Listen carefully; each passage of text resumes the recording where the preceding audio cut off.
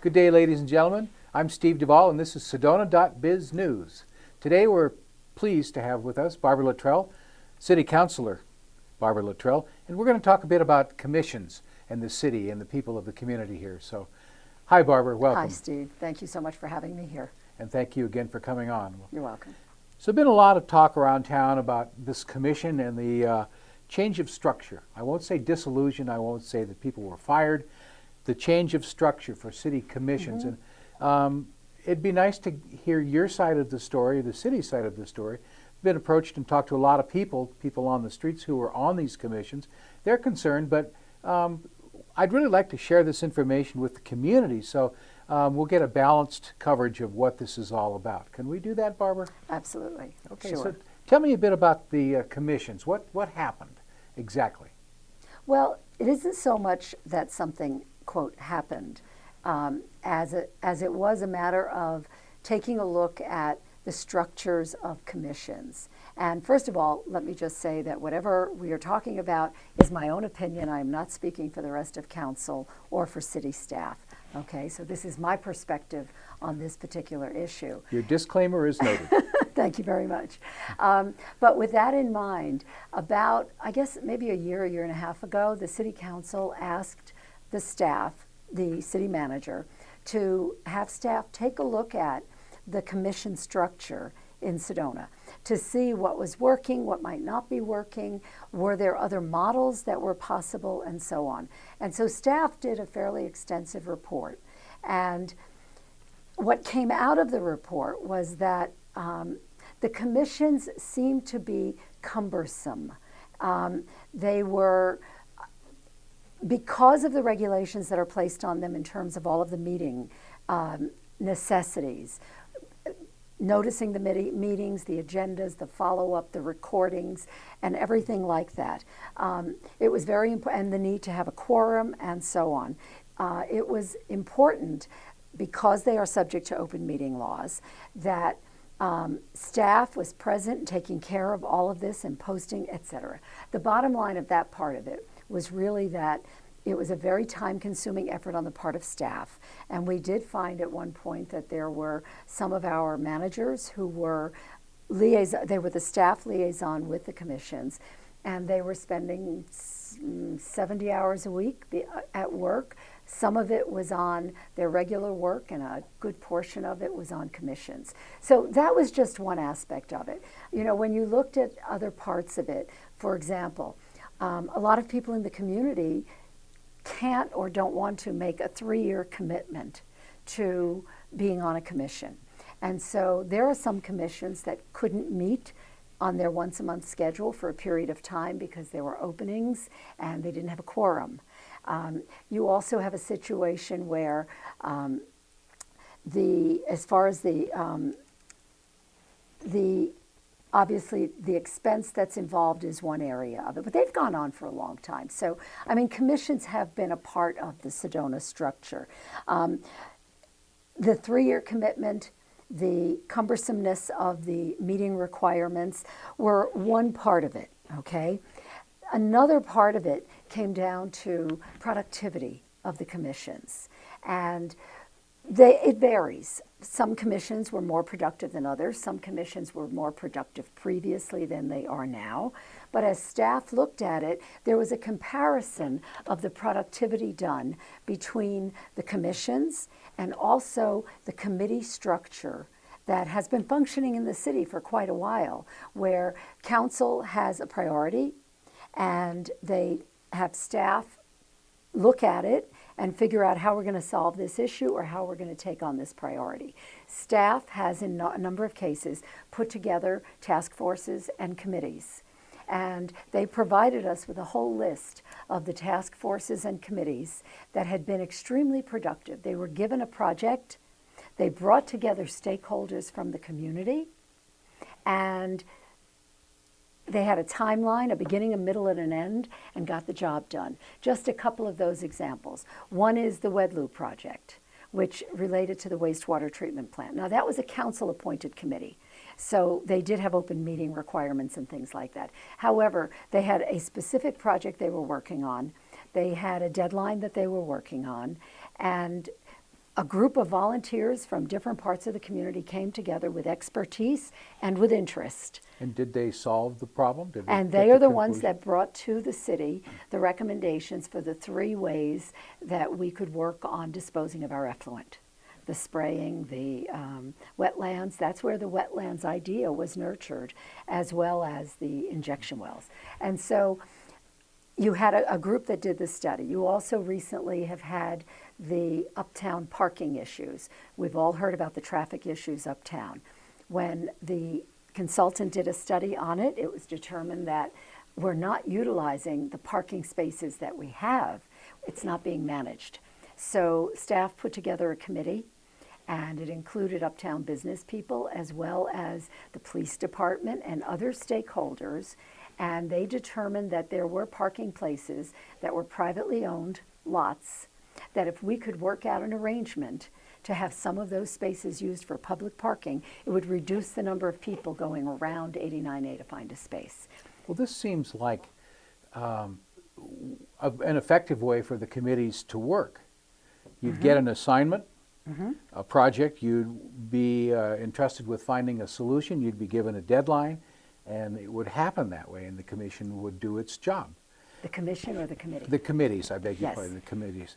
And what's the difference between that and the commissions then? The commissions are charged with finding a solution to a particular challenge or discover something that needed to be discovered. And how does that differ, the commission structure now, with the committees that you had? Okay. Those committees, as I mentioned, they were operating without having to deal with the monthly meetings. They could meet twice a week if they had to. They could meet every 2 months if they had to. So they worked with staff. They were, quote, staff directed in the sense that staff had that project under their jurisdiction at that point. And so the staff worked with the committees. Volunteers didn't have to sign on for 3 years. They could sign on for the project they were interested in. Basically, that's Is this how they? kind of it. Is this how the city now wants to run? Doing away, changing the structure into something like the committees? The way that Is I that have the- always seen this from the day that we had the conversation at the city council meeting was that this was structural. This was not personally saying this commission is effective, this one isn't, eliminate this one, don't eliminate that one. This was not about judging that part of it. This was about looking at the structure and seeing if there was another way that we could accomplish what needed to be accomplished. Keeping in mind the importance, for me, one of the important elements has been the ongoing necessity of public outreach and engagement. Okay? That seems to be kind of the underlying discomfort that some of the Yes. citizens had, that they've been disenfranchised from the commissions and don't appreciate the fact that they're not they feel that they're not appreciated by the city for all the work that they've done. Now there's a new structure, as you're describing it, and that puts the staff more in charge and the citizens less in charge. So there's not so much community input about brainstorming and coming up with new ideas. And I think that's kind of the disconnect that people are feeling uncomfortable about. I think when you have change, there's always a level of discomfort. I mean, when I worked in companies and there would be management structure changes, people are really nervous about it. And sometimes there is a miscommunication or misunderstandings. As far as my priority remains that it is important for our citizens to be involved. The way that I envision this happening. Again, I'm not speaking for staff or for council, and I have talked with staff about this, that the way that I envision it happening is that there will be meetings during the course of the year, outreaching to the public, either by particular target audience, whether it is the art community or whether it is the sustainability community and so on, to brainstorm the ideas. During the community planning process, we had a number of topic workshops. Ideas came out of that. And once the ideas come out of it, then you can take a look at it and say, okay, within the priorities of what we can realistically accomplish. You know, if you have 7 commissions and they have 7 items on their work plans, you've got 49 or 50 items that are trying to be accomplished with the same staff, because staff does a good amount of the work for each of the commissions, contacting other cities, doing these various things, not for all of them, but for a lot of them. And so the public outreach is really important, getting the input, brainstorming. The volunteer, we are hiring 2 part-timers. One is a volunteer coordinator, and the goal of that person and the responsibility, as I see it, is to outreach to the various constituencies, again, the artist community and so on, in order to be able to bring them into doing projects. That person will have his or her job cut out, and that is to rebuild the bridge that I think has been broken between the citizens of the community and the city government. I think you may be right, and that there is bridge building that needs to happen and better understanding that needs to happen. I know there's an upcoming council meeting where some of these things will be discussed with staff again. So if that bridge building needs to happen, then we all need to do it. You know, it reminds me, we've had commissions in the past where, you know, the commissioners resigned because they were upset about something. Right. And it took a while before that commission was filled again, and building those bridges and keeping that going. I mean, this coming Thursday, or on July 18th, we do have a meeting set up with the artist community, the goal of which is to talk about ideas to continue and to better enhance the arts in Sedona. What are the best ideas out there? So this is an example of one of those types of workshops. I want to just take a moment. Ladies Yes. and gentlemen, that's Thursday, July 18th at the Sedona Library, 6 o'clock p.m. Yes. And the entire Yes. council will be there. I expect the mayor and the council to be there. And the community is invited. It's not just if you're an artist, but if you're, you know, serving sandwiches at a local restaurant, you're invited too. So a public meeting coming up Thursday, July 18th, 6 o'clock at the public library. Everybody's invited to come and Share brainstorm, ideas. share ideas. Share ideas. Because out of those ideas will come a number of priorities that can be looked at as projects. So let me look at this, if I can, from a personal standpoint. Say I've been on the budget committee, budget commission. Yes. And I've worked there for 2 years and worked hard. And now that commission is being changed. I feel bad. I feel like I worked my tush off to better the city, and now I'm being discarded. How do you respond to that? Well, the way I would respond to it is that I'm sorry that you feel that you're using the word discarded, because that is not the intent of this. You know, the people who have served on the Budget Oversight Commission are highly qualified people. They've donated their time, and that is extremely valuable, and we're appreciative of that. I am appreciative of that. As I see it, how it would work under the new structure, and that we've talked with staff about, is that function of budget oversight and transparency of the city's budget is extremely important. Now, when we start going into the budgeting process in the spring, culminating in June when we normally approve the budget, we should have a group brought together to review the budget, to do a line-by-line review of the budget, so that there is no question that the public is viewing and having oversight over the budget of the city of Sedona.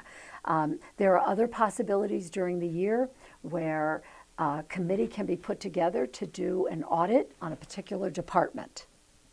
We haven't even done that yet with the Budget Oversight Commission, but these are some of the ideas that are on the table of how we would like to engage the public in the operations of the city going forward.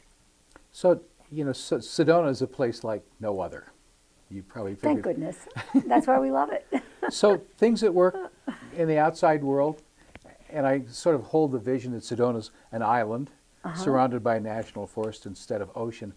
But the way things run in Sedona, a little different than they run in the outside world.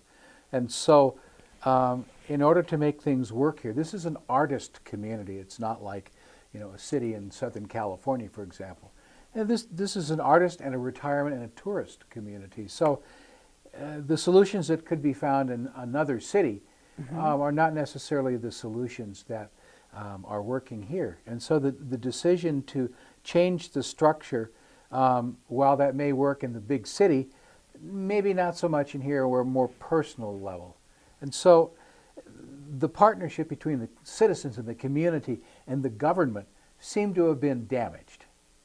And I think that's an underlying boiling cauldron that's been in the community, that people really want to feel a part of the government. And I think that in changing this structure, that partnership has been damaged. I understand the communication aspect of it feeling like it's been damaged, okay? We haven't given a new structure a chance to work yet. And I've received a lot of emails from people concerning this. And one of the things that I've said is, I hope that we can look back a year from now and say, this really is working. I mean, change is always difficult. We always are worried about what we're losing, and we don't always look at what the possibilities are. And the way I saw this is that when you have something change, while keeping in mind your priorities, okay, of the importance of community engagement, the importance of public input and involvement, okay, that when you do that kind of a change, you have an opportunity to reinvigorate a whole system. Okay, you have an opportunity to be very creative and dynamic. And that's what I'm looking towards. And as I said to a number of people when they spoke at council about their concern and their objection to the elimination of the commissions, I said, I hope that you who have been involved for 10, 15 years, whether it was on a commission or on a committee, will continue to stay engaged, because the city is what we all care about. And the life and quality of life in Sedona is what we all care about. But you can change a structure. Now, I hope that people will come to have that understanding that this is not personal, that obviously there must have been something in the communication process that was lacking. And I hope that over the next few meetings and through this video that we can begin to improve that. So let me ask you this, just straight out. Thursday night, some people from the community reach out to you and say, we don't want to make the change. It's set to sunset on August 1st. We want you to reconsider your vote. Would the council reconsider voting on this change of structure? I have no idea what will happen on Thursday. I do want you to know that Thursday was one of our regular scheduled listening sessions. We do about 4 of them per year. And we did one a few months ago with the Homeowner Association representatives. And we found that we had a great turnout because the HOAs got together and they came up with what they wanted, and they stood up, and each HOA leader talked about what their community and neighborhood needed. Staff took copious notes on that, developed a project list, and has been knocking off that project list one by one by one. And so we found that listening sessions with targeted groups give us more ideas, more targeted ideas, and help set priorities for the city and keep us connected. And so when we were thinking about what group we should target for the July 18th meeting, I suggested the artists group, because there were a number of things that I was sensing were concerns even before the commission situation. And so I was feeling as though we really needed to communicate. And so I'm hoping that this opportunity on Thursday is one to really come up with brainstorming together. I mean, I know the issue is going to come up about the commission, but I hope we go beyond that. Yeah. I hope we go beyond to making it a fruitful discussion of how we can enhance the arts in Sedona. So it'll be full council, as many as there'll be a quorum. As many as will be there, right? And if there's a quorum, can they make decisions at a meeting like that? It's not a council meeting. It's a listening session. It's a listening. So no decisions can be made on Thursday. Correct. If somebody suggests something that may seem viable. Correct. But there won't be a vote or anything like that. No, we don't. Thursday. No. Okay. Going to serve cookies and milk? They always have cookies. I don't know about the milk. And coffee But yes, is always they good. they do coffee and milk. Okay. Or they do milk. Cookies. Wine always brings They them do out, you know. cookies. Not on city time. Not in city, but they don't have a conditional use permit for that. So Barbara, anything else that Absolutely. you would like to convey to the audience? Anything you'd Oh, like I to say? think we've covered it. I mean, I think I've enjoyed the fact that so many people have written to me to try to get an explanation, because a lot of people have part of the story, and it's always hard to get the full perspective. But, you know, some of that will come about on Thursday, I'm sure.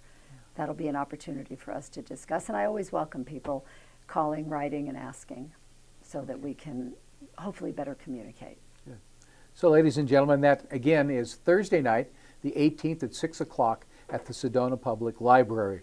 And the City Council will be there. It's a listening, not a council meeting, but you certainly have an opportunity to go there and have your points of view be heard and registered. So, Absolutely. so thank you very much, Barbara, You're for welcome. coming in, Thank and you, we'll Steve. see you soon. Okay. Thank you, ladies and gentlemen, for tuning in. Bye now.